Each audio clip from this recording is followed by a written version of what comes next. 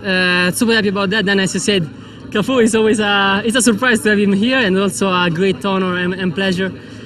Beautiful to have these stars, especially as you said with the Roma fan. It's incredible.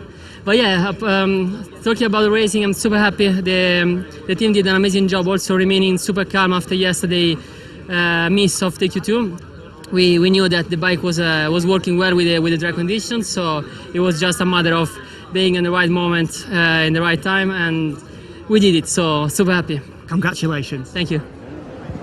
Huge congratulations to Fabio Di Giannantonio. Can he convert just his second ever MotoGP pole position to what would be his second ever MotoGP victory? Of course, his one and only win in the top class at Qatar in 2023.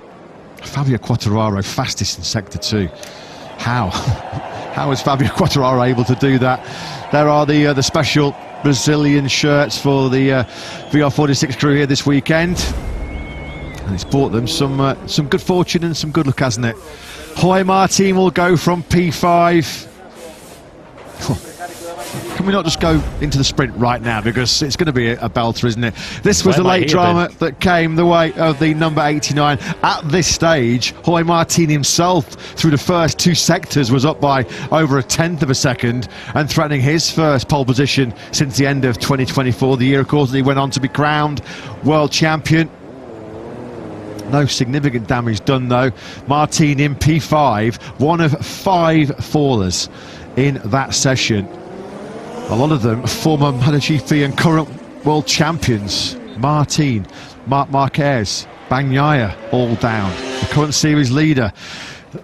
Big task on the hands of Pedro Acosta, Lewis. And surely in their wildest dreams, Fabio Quartararo and Yamaha dare not have expected that. Said it a million times.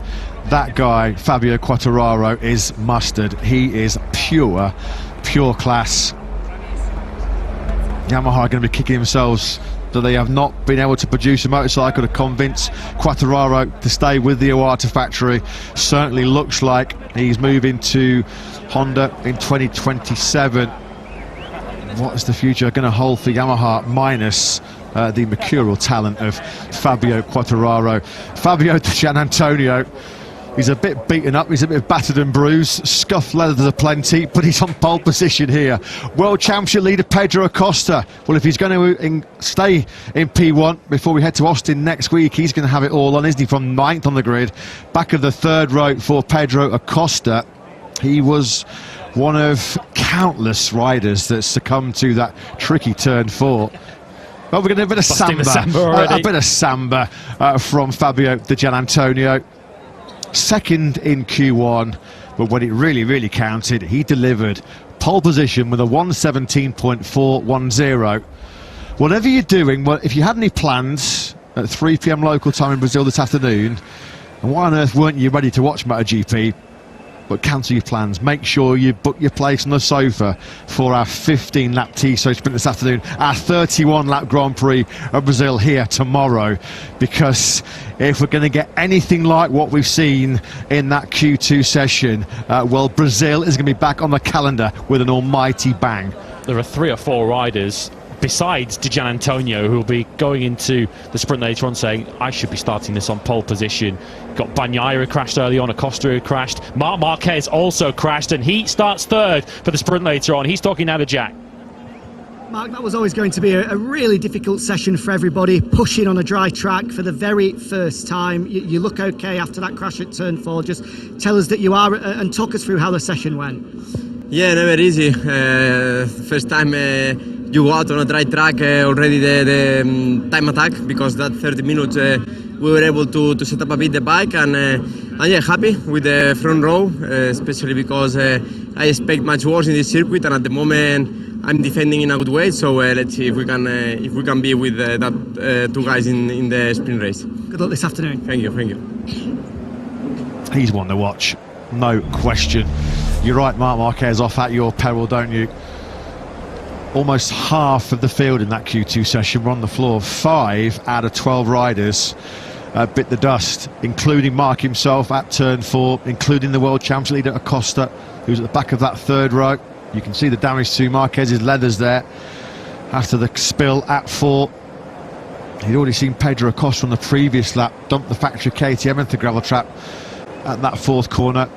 Alex Marquez, after crash this morning, he's 8th on the grid. Marco Bezzecchi, though, was almost last on day 1 here yesterday. He's the all-time lap record holder, and on the front row here in Brazil, he's with Jack.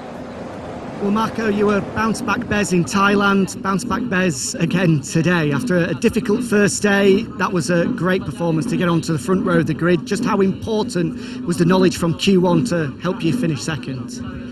Was for sure was a nice session. The qualifying one, of course, is always super tough because many riders were super quick. So it was helpful, of course, but also was difficult to manage to go through. Fortunately, we made it, and the guys did a great job. We understood what was wrong yesterday, and today I felt a little bit better. Of course, I think still my pace is not enough. I didn't have much time to work on it, but let's see. Let's wait the sprint, and let's try to make the best that we can. Great job, well done. Thank you. We will wait and we will see in the sprint what the world's best riders are going to deliver here in Goiânia. Yeah, he's shown some pretty impressive powers of recovery already so far in 2026 rather, hasn't he, Marco Bezzecchi? There is a Brazilian sporting legend, FIFA World Cup winning captain Cafu, enjoying the Parc Ferme celebrations here with Fabio Di Gianantonio. The VR46 racing team are sporting a special Brazilian national football team flag sort of livery here this weekend, and sort of team uniform.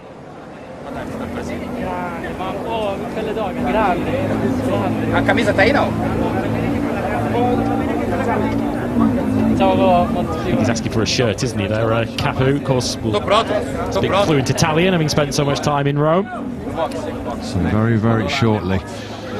Yeah, I know Jackson will be down there asking for a shirt as well, I'm sure. Let's hear from the poleman soon, though. Fabio Di Gianantonio. Tinha que arrivare 2,50, 2,70, 300... 3,40? Io sono quello dato 2,80, 3,20 sulla strada. No, quello è siamo matti sulla strada, sulla pista no. Ma la prima volta che vedi le moto dal vivo? Noi andiamo a Mugello spesso. Noi partiamo di qua, 15-20 persone, andiamo spesso a Mugello. Spesso. Ci tiene gara a Mugello? Grande, lo sapevo. La prossima volta vieni sempre a casa tua. Perfetto, grazie. Complimenti, siamo molto felici. Complimente indeed, Cafu says to our pole sitter here. Super happy about that. Then, as you said, Cafu is always it's a surprise to have him here, and also a great honor and pleasure. Beautiful to have these stars, especially as you said with the Roma fan. You know, it's incredible. But yeah, talking about the racing, I'm super happy. The team did an amazing job, also remaining super calm after yesterday miss of the Q2. We knew that the bike was working well with the dry conditions, so it was just a matter of being in the right moment, in the right time, and we did it. So super happy. Congratulations. Thank you. Huge congratulations to Fabio Di Gianantonio. Can he convert just his second ever MotoGP pole position to what would be his second ever MotoGP victory? Of course, his one and only win in the top class at Qatar in 2023. Fabio Quartararo fastest in Sector 2. How is Fabio Quartararo able to do that? There are the special Brazilian shirts for the VR46 crew here this weekend, and it's brought them some good fortune and some good luck, hasn't it? Jorge Martin will go from P5. Can we not just go into the sprint right now, because it's going to be a belter, isn't it? This was the late drama that came the way of the number 89. At this stage, Jorge Martin himself, through the first 2 sectors, was up by over 1/10 of a second and threatening his first pole position since the end of 2024, the year, of course, that he went on to be crowned world champion. No significant damage done, though. Martin in P5, one of 5 fallers in that session. A lot of them former MotoGP and current world champions. Martin, Marc Marquez, Bagnaia, all down. The current series leader. Big task on the hands of Pedro Acosta, Lewis.